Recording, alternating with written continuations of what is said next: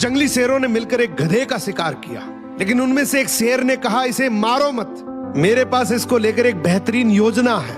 उस योजना के तहत शेरों ने गधे को अपने साथ रखा, उसकी देखभाल करके उसका विश्वास जीत लिया।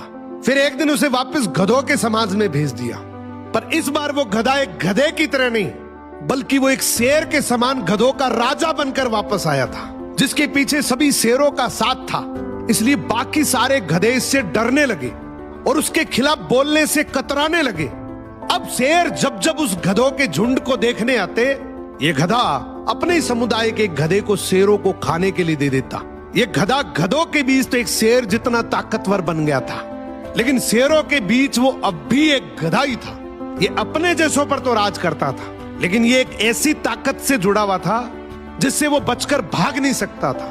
इसने हजारों मासूम गधों की कुर्बानी दी, सिर्फ ये सोचकर कि इससे मैं और ज्यादा ताकतवर बन जाऊंगा। एक दिन ऐसा आया कि सभी गधों ने एकजुट होकर उसका विरोध किया और ये ठान लिया कि इस बार शेर जब भी शिकार करने के लिए आएंगे तो हम में से कोई नहीं जाएगा, चाहे उसका परिणाम कुछ भी हो। अगले दिन जब शेर आए तो ये गधा अकेला ही खड़ा था, इसके पास कोई दूसरा झुंड नहीं था।